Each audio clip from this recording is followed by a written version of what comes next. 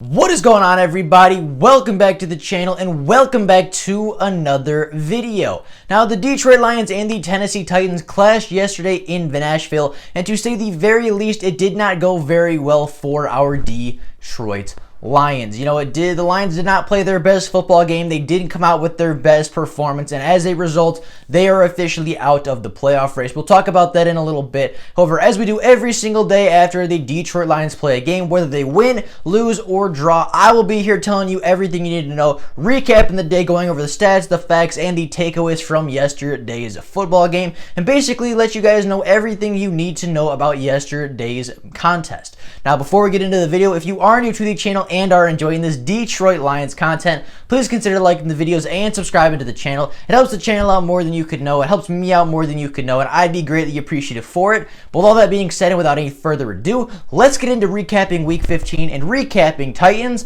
versus Lions.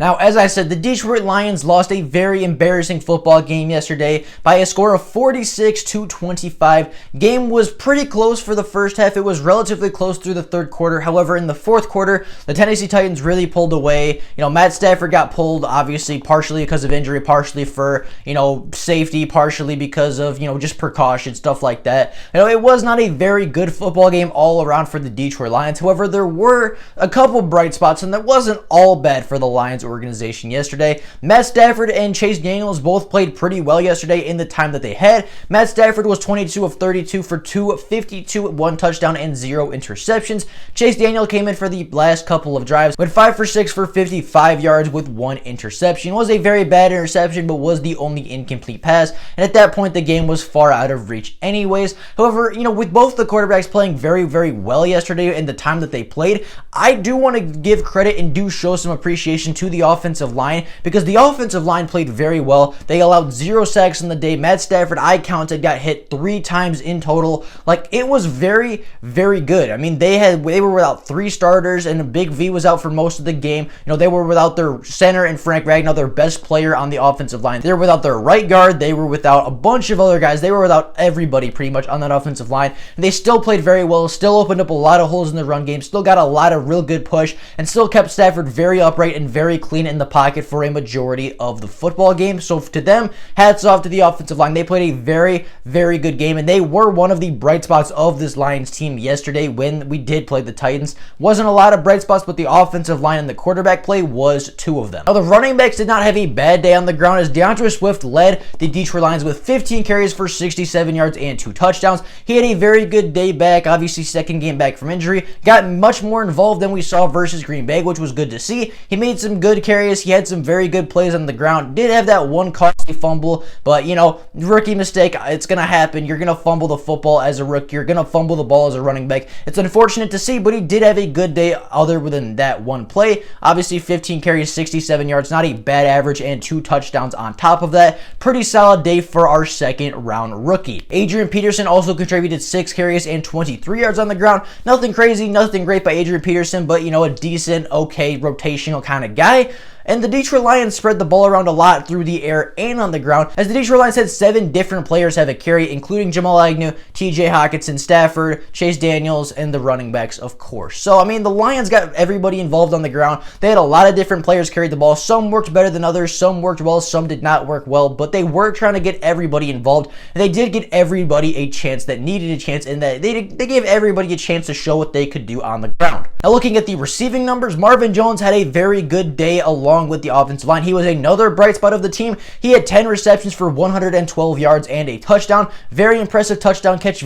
Several very impressive catches down the football field. He had a very good day. It was one of his better days of the season. And once again, Marvin Jones showed up in a big moment and showed that he still has some juice left. He can still play wide receiver at a very high level in the NFL. And, he's making a case to get a new contract. He's in a contract season. And, yesterday is definitely going to help him get a new contract with the Detroit Lions. Hunter Bryant made his first appearance Lions. We saw our first Hunter Bryant sighting yesterday against the Tennessee Titans. He had one reception for 44 yards. Very impressive route, very impressive catch in tight coverage, contested. Good catch, good play, great throw by Matt Stafford, good catch by Hunter Bryant. Almost had another big catch, but it was a little underthrown. He wasn't quite able to adjust to it. Hunter Bryant, I thought, had a pretty decent game all in all. I know he only did one catch, but 44 yards is not bad for your first NFL reception. And I thought he showed a little bit of flash yesterday and showed what we can expect from Hunter Bryant moving forward. Mohamed Sanu had another really good day for the Detroit Lions. Nothing flashy as far as stats-wise, but was very productive in the offense. 4 receptions, 38 yards, moved the chains a couple times, was a very reliable weapon for Matt Stafford and Chase Daniels. Again, just like the ground game, the Lions got a lot of different players involved yesterday, as 9 different players had receptions. They gave it to running backs and tight ends and wide receivers, of course, and they spread the ball out a lot. Matt Stafford spread the ball, Chase Daniels spread the ball, and it worked for a lot of the time. I mean, the quarterbacks looked really good throwing the football. Everybody was getting open. Everybody was getting involved in the offense, and it worked for quite a while until, obviously the fourth quarter, everything kind of collapsed, everything kind of imploded. But, for the most part in the football game, for the first 3 quarters, I thought the offense was functioning very efficiently. Wasn't being the flashiest, wasn't putting up the biggest numbers, the biggest stats, or the biggest plays, but I thought they were being efficient and they spread the ball around very, very well. The Detroit Lions, as far as defense, did not have a good defensive performance in any sense of the term. They gave up 273 passing yards to Ryan Tannehill, along with 3 passing touchdowns. They allowed 195 rushing yards on the ground with 3 touchdowns. They had 0 takeaways on the day. The defense was not able to get a single turnover for them. Wasn't able to really turn the tide. Amani almost had an interception. Amani was very close. Tracy Walker ended up running into him. They ran into each other. They broke up for each other. They broke the pass up for each other. Very awkward play. Not very good to see by our defense. They're breaking up interceptions instead of receptions by the other team. But, not a very good day from the Lions by any sense of the word. There was no defense being played by the Lions. Very few big defensive plays, very few defensive stops. The only defensive play that I thought was a bright spot was Romeo Okwara's safety. Had a very good play, hurdled the left tackle. I think he was going for a chop block or something. Hurdled the dude, got a safety. Big play for the Lions. Swung momentum a little bit back in their favor, but in the end, ultimately, it did not amount to anything spectacular. And the Lions they weren't able to get takeaways and they were not able to get stops on the day. It was very disappointing to see. However, even if the Lions did not get takeaways, I have my own takeaways from this game, and the first one being the Lions are out of the playoffs. This isn't really a takeaway from the game, but this is the situation the Lions sit in right now. They are officially eliminated. Mathematically, there is no way for them to make the playoffs anymore. They are eliminated. They cannot make the playoffs. Yet again, another disappointing year for Detroit. I mean, with 9 losses, they're pretty much out. With 8 losses, they were pretty much out anyway, but, they still had that 1% chance, 2% chance to make it. With the loss yesterday, they are officially eliminated and officially done for the 2021 season. They can pack the bags, they can go home, and they can kind of start to reset this team, kind of look towards the future officially, and really put 100% of their efforts and resources into the future, into 2021, and kind of just, not struggle their way through the last couple of games, but just kind of focus a majority of their attention on the next couple, on next year. They can focus a lot on the contracts. They can focus a lot on the future now, which I think might not be the worst thing for the Lions to do at this point in the season. Being eliminated from the playoffs sucks, of course. That's a tough way to end your season. Of course, every NFL fan wants to go to the playoffs for their team. Everybody wants their team to go to the playoffs and wants their team to have a good season and go win playoff games and go win the Super Bowl. But reality doesn't work like that sometimes. Disappointing way to end the season, of course, for the Detroit Lions. But again, time to look to the future, time to kind of retool, regroup, rebuild what you need to rebuild, and come back to 2021 stronger than ever. And, I think with the extra time that the Lions have to recuperate and kind of reestablish what they need to do, I think it could help the Lions in the long term. So, playoff hopes are over. Playoff hopes are out the window, but it might not be the worst thing for the Detroit Lions overall. I kind of mentioned this earlier. The turnovers killed us. The Lions were not able to force a single turnover on the Tennessee Titans, while the Lions offense themselves threw 1 interception and had 3 fumbles. 2 of those fumbles were lost. So they did have 3 turnovers on the game. The Lions offense did. It wasn't very good. Matt Stafford played a good game. Chase Daniels is the one who threw the interception. And then again, DeAndre Swift had that 1 fumble. TJ Hockenson had another. And then there was a poor snap for a 3rd fumble. However, Matt Stafford was able to fall on it and was able to recover. So, bad day on the Detroit Lions offense. They still put up points and still were pretty efficient for a lot of the game. The turnovers killed us. The fumbles hurt us. That's not necessarily on Darrell Bevell. The turnovers, the fumbles especially, aren't necessarily on Darrell Bevell. It just happened to be, the player dropped the football.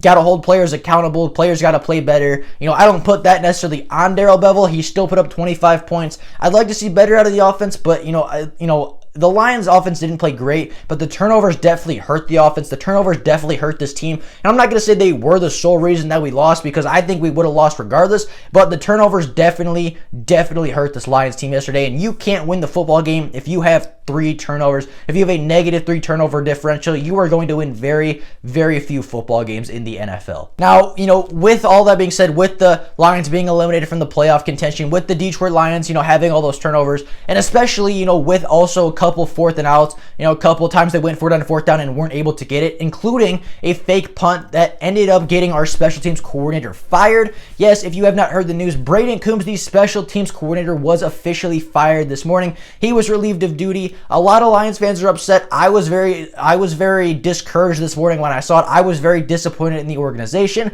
but the more I look into it, the more it makes a little bit more sense. It's coming out that Braden Coombs was not necessarily the best rule follower in Detroit. He wasn't always running his plays by Darrell Bevell. He wasn't always running his plays by the head coach. And, I heard yesterday on that fake punt that ended up not being converted by the Detroit Lions, that ended up giving the Tennessee Titans great field position when the game was, not necessarily out of reach just yet. That is the play that got him fired. That is the call that got him fired. He didn't run that fake punt by Darrell Bevell. They would have gone something different. Darrell Bevell wanted them to punt. If they were going to go for it, they wanted their offense on the field. Braden Coombs did not run the fake punt by Darrell Bevell, did not run the fake punt by the interim head coach, and that ended up getting him fired. That one play call ended up getting him fired. I'm sure it wasn't just that, but unfortunately, Braden Coombs is no longer the special teams coordinator for the Detroit Lions, which is, again, very unfortunate to see, as he was one of our better coordinators and one of our better coaches. But, I kind of also understand where the Lions are coming from, right? I'm disappointed as a fan because I liked Braden Coombs. I really liked him as a coach. I really liked him as a coordinator,